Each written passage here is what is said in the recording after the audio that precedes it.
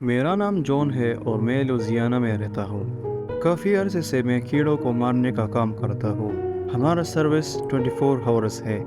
एक दिन एक कस्टमर ने मुझे कॉल की। उसने अपनी समस्या मुझे बता दी। वो पैसे कुछ अच्छे दे रहा था। मैं भी खुशी से उसकी घर की तरफ जाने लगा। वो एक फार्म हाउस था। वो एक बहुत पुराना फार्म हाउस था। मैंने उसकी डोरबेल बजा दी लेकिन कोई रिस्पॉन्स नहीं आया।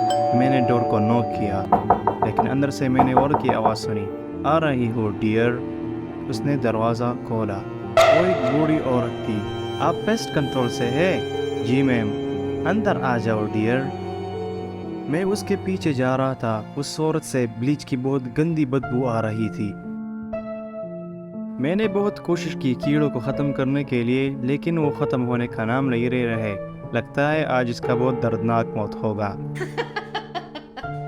मुझे भी लगता है। अचानक मैंने दरवाजे के उस तरफ स्क्रैच की आवाज़ सुनी।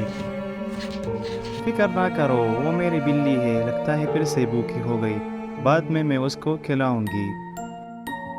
फाइनली हम किचन पहुंच गए। हैरानी बात ये थी कि उसके सारे घर में कोई कचरा कोई गंदगी नहीं थी। अगर ये कोई छोटा घर था फिर ये कोई बड़ी बात नहीं थी, लेकिन ये बहुत बड़ा फार्म हाउस था और इतने बड़े फार्म हाउस को साफ रखना ये भी बहुत बड़ा चैलेंज है। मैंने अपना बैग ज़मीन पर रखा और अपना काम शुरू कर लिया। वो मेरे पीछे खड़ी थी। जब भी मैं उसको पीछे देखता वो मुझे बहुत गंदी स्माइल देती। उससे उसके सारे पीले और टूटे हुए दांत दिख रहे थे। मैंने उससे कहा कि आप यहाँ अकेला रहती है? हाँ, मैंने कभी शादी नहीं की और मुझे लगता है कोई भी मेरे साथ नहीं रहना चाहता। आप ऐसा क्यों बोल रही है? मैं एक आर्टिस्ट हूँ। आप आर्टिस्ट नहीं है, आप इसे नहीं समझ सकते। मैं अपने काम पर फोकस नहीं दे रहा था क्योंकि वो अभी भी मेरे पीछे खड़ी थी और वो मुझे बहुत अजीब नज़रों से देख रही थी। क्या मुझे बाथरूम में भी स्प्रे करना चाहिए? बिल्कुल, हाल के आखिर में बाथरूम है। हाल में बहुत ज़्यादा अंधेरा था और बाथरूम में लाइट भी नहीं थी, सिर्फ विंडो से रोशनी आ रही थी। मैंने अपना काम स्टार्ट किया। मैंने डस्टबिन को खोला तो मैं बहुत ज़्यादा चौंक गया। डस्टबिन के अंदर जानवरों की चमड़ी थी और उससे कीड़े निकल रहे थे। ये देखकर मैं बहुत डर गया और मैं तुरंत वहाँ से भागने लगा। मैं मेन डोर की तरफ भागने लगा। मुझे पता था गाड़ी की चाबियाँ अभी भी मेरे पास है। मैं मेन डोर पहुंच गया लेकिन मैं उसे नहीं खोल पा रहा था। उसने पीछे से दरवाजे को लॉक किया था। मैंने इधर उधर देखा लेकिन वो औरत मुझे नहीं दिख रही थी और अचानक दोबारा मैंने वही आवाज़ फिर सुन लिया। जब मैं घर में दाखिल हो गया वही स्क्रैचिंग की आवाज़। मैं उस दरवाजे की तरफ चला लेकिन वो दरवाज़ा भी लॉक था। तो मैंने की होल के अंदर देखा। पहले मुझे कुछ नहीं दिखा लेकिन बाद में मुझे एक आंख दिख गई। वो दर्द से रो रहा था और दरवाजे को बहुत तेज़ी से नॉक कर रहा था और मदद के लिए पुकार रहा था। कौन है आप? हेलो। लेकिन उसी टाइम मेरे पीछे वो आ गई और उसने मेरे सर पर बहुत तेज़ी से वार किया। जब मेरी आंख खुल गई मैंने देखा मेरे टी शर्ट पर खून के धब्बे लगे हैं। मेरी आंखें सही से काम नहीं कर रही थी। थोड़ी देर बाद मेरी आंखें साफ हो गई। मैंने आगे देखा वहाँ पर एक दूसरा शख्स था। वो बहुत ज़्यादा पतला और कमज़ोर लग रहा था। रूम में बहुत अजीब किस्म की बदबू आ रही थी और वो रूम भी एकदम बहुत साफ सुथरा था। अचानक मैंने दरवाज़ा खुलने की आवाज़ सुनी और वो बूढ़ी औरत उस कमरे में दाखिल हो गई। उसके बाद मैंने जो देखा मेरे रोंगटे खड़े हो गए।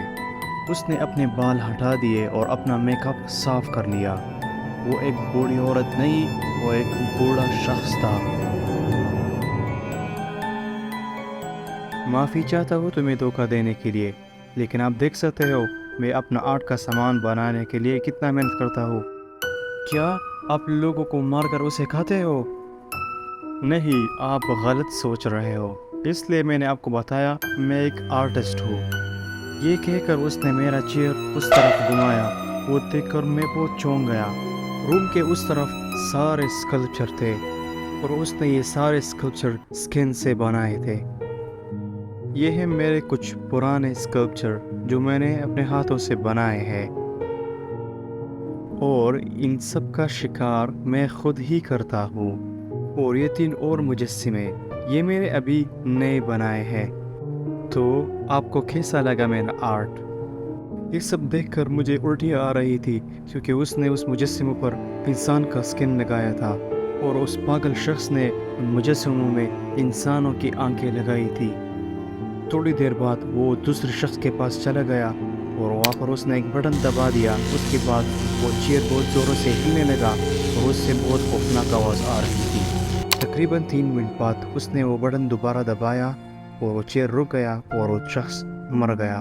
مجھے اس بار پتلے شخص کی سکن کی ضرورت ہے، اور مجھے یقین ہے اس بار میں بہت خوبصورت آرٹ بناؤں گی۔ اس کے بعد اس نے اس شخص کے گلے سے وہ پٹا نکالا، اور وہ میری طرف بڑھنے لگی۔ میں نے اپنا دماغ استعمال کیا اور اسے کہا، مجھے بھوکا باندھنے سے پہلے میرے بیوی نے میرے لیے سینڈوچ بنایا ہے، کیا میں اس کو آخری بار کھا سکتا ہوں؟ کوئی بات نہیں، میں آپ کو اپنا بیگ دوں گا۔ اس نے مجھے اپنا بیگ دے دیا۔ میری بیوی نہیں ہے، میں نے صرف جھوٹ کہا اسے، اور اپنا سامان اس میں ڈھونڈنے لگا۔ اگر آپ برا نہ مانو، میں نے آپ کا بیگ پہلے سے ہی چیک کیا ہے کہ کہیں اس میں گن یا نائف نہ ہو۔ مجھے گن یا چاقو کی ضرورت نہیں ہے، پاگل کے بچے۔ بیگ کے اندر سے میں نے سب سے زہریلا کیمیکل لیکوڈ اٹھایا اور سیدھا اس کے چہرے پر پھینک دیا۔ وہ درد سے چلایا اور زمین پر گر گیا۔ مدد کرو، میرا چہرہ جل رہا ہے۔ موقع دیکھتے ہی میں اوپر سیڑھیوں کی طرف بھاگنے لگا۔ مجھے ابھی بھی یاد تھا اس کے بالکنی میں کھڑکی تھی۔ میں نے سیدھا اس سے جمپ لگایا۔ میں نے اپنی کار کی انجن سٹارٹ کی، اور میں نے پیچھے سے فارم ہاؤس کا دروازہ کھلنے کی آواز سنی۔ میں نے گاڑی ریورس کی، اور پاگل شخص فارم ہاؤس سے باہر آ چکا تھا۔ اس کا آدھا چہرہ مکمل جلا ہوا تھا۔ وہ مجھے ایک آنکھ سے دیکھ رہی تھی اور ہاتھ سے بائک کا اشارہ کر رہی تھی۔ لیکن میں اس فارم ہاؤس کبھی بھی نہیں آؤں گا۔